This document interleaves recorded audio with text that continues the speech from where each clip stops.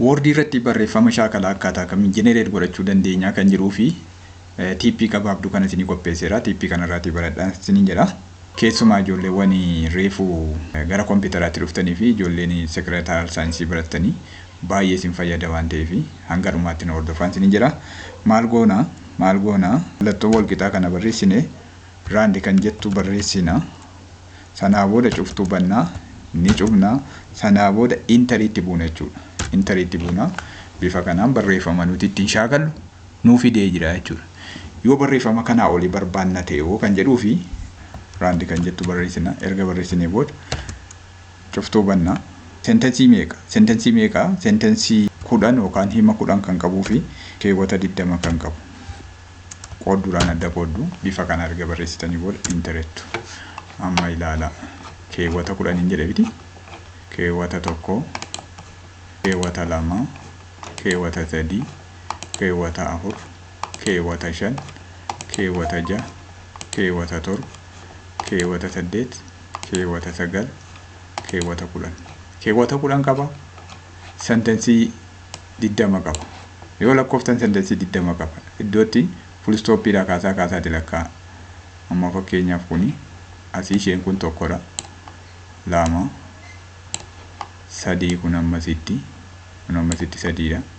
Lakkaa kana 4 5 waan amma achi irratti barreessan sana hundumaa qaba jechuudha. Maaliif generate goonaa ramma dubbii maaliif generate goona? Asirratti shaakalla jechuudha. Irratti shaakalla. Maal shaakalla? Waa hedduu shaakaluu dandeessu. Fakkeenyaaf kalarii kana jijjiiruu hajennu kalarii isaa jijjiiruu kalarii kana jijjiiruu fakkeenyaaf kalariin kana diimaa ta'uu jenne diimaa kalariin kana ta'uu kana kalarii jijjiiruudha. Irratti shaakaluudha walumaa gala. Irratti shaakaluudha. Yoo boldii gochuu barbaanne ta'e boldii yoo justify gochuu barbaanne ta'e justify ittiin shaakaluuf waan biraa biti. Fakkeenyaaf keewwata amma kana moomaa barbaadde yoo ta'e fuula 3 4 5 6 7 8 9 meeqa amma fuula 6 generate godhe fuulli kun waddanatti agartu. Fuula 6 kana akkaataatti page numberii kenninu shaakalloo ta'e kana generate godhannee page numberiitti kennina jechuudha. Kanaafidha kan generate godhannuuf barreeffama shaakala. Generate godhadhaatti itti shaakalan isiniin jedha. Tariitii PowerPoint irratti waan bareedaa tokko jira. Raandiin kun maal isinii kenniti? Hima qubee 26 of keessaa qabu isinii kenniti. Banee isin agarsiisu afaaniin haasa'uurraa.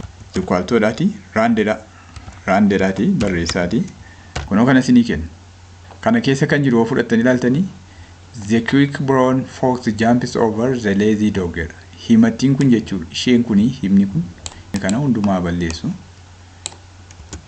Himni ishee jalqabaa kuni himni kun qubee 26 ishee of keessaa qabdi. Ilaala lakkaawaasin A B C D E F G H I J K L M W X Y Z.